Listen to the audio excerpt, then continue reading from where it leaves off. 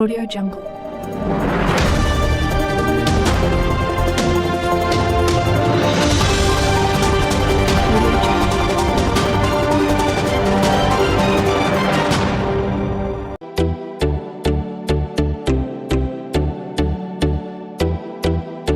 بسم الله الرحمن الرحیم. السلام علیکم.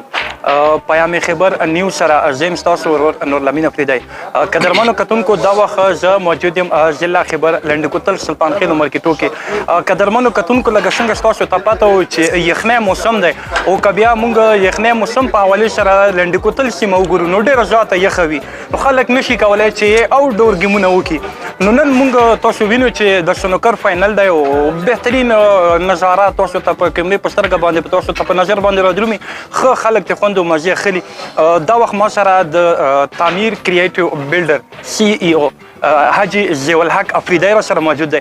قدرمنو کتونکو حاجی صاحب خو که زه هر څومره صفات وکړم ځکه چې کم وي چې د یوت لپاره دی په هر ډګر کې ولاړي حاجی صاحب دومره په مصروفیاتو کې تاسو د ځوانانو لپاره چېرته هم سرګرمي کېږي دا ټایم څنګه وباسو او څه محسوس کوئ نن فاینل دی ستاسو پکې مهمان خصوصي و شکریہ نوین بھائی ټول ټیم دی پیام خبر چینل یو خدا و چې د بدا موږ وطن دی دا موږ خوره دلته ستر شوي بله دا و چې دغه علاقې په موږ باندې حق دی دغه ځوانانو په موږ باندې یو حق جوړېږي چې هغه د موږ د وسه څه کېږي چې کم از کم دوی ته پازیټیو اکټیو کې هم دوی انوالو کړو وایي ورته یو ښه دیاره مخوو خو دا و چې موږ دا تحصیل چې کوم دی دا د اکثر زه د خبره کوم چې دا کرکټ په میدان کې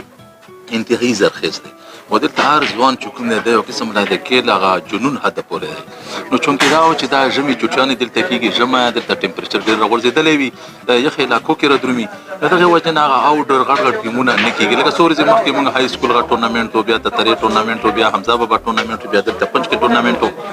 دغه غټ ټورنامنټونه وشول هغه یو قسم هغه سیزن ختم شو نو اوس دا چې دغه ټورنامنټونه چونکې هغه ځوانان خو هغه انګیجمنټ غواړي مسلسل مصروفیت غواړي نو دغه وجه نه دلته چونکې د علاقه مو یو سیټي شکل اختیار کړو او چې کوم د سیټي شکل اختیار کړي نو هغه ځکه دا سه انډور گیمونه راشي دا کې یو علامات هم ده بالکل انډور گیمونو کې د سنوکر یو غټ ټورنامنټ او په ټورنامنټ کې ډېرو ټیمونو حصہ غوښتي و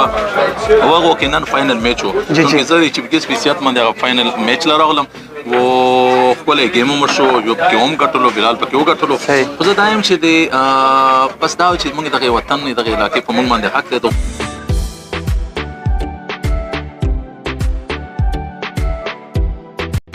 قدرمنو کتونکو دا وخت ما سره د وچیر موجود دی چې د سنوکر د څومره ښکلاګانې دا دره جوړې کړي دنه دا پوښتنه کوم چې دلته خو دا ګیم لکه خلکو نه زده نو ته دا څنګه سوچ جوړ شو لکه دلته خو کرکټ فوټبالونه ډېر کړو سنوکر په حق ولا ته څنګه سوچ جوړ شو دا خو لکه دلته یو ځل جو ملکان یو کښته هغه راوړل دا ګیمونه او دا موږ لیدلي وو په کراچۍ کې دلته چرنو لیدلي او هغه پسې بیا موږ راوړو خو بیا پکې موږ دومره مخکې لاړو چې پهله هم دوې ټیبلې وې بیا هم درې کړې بیا هم څلور کړې اوس الحمدلله پنځه ټیبلې دي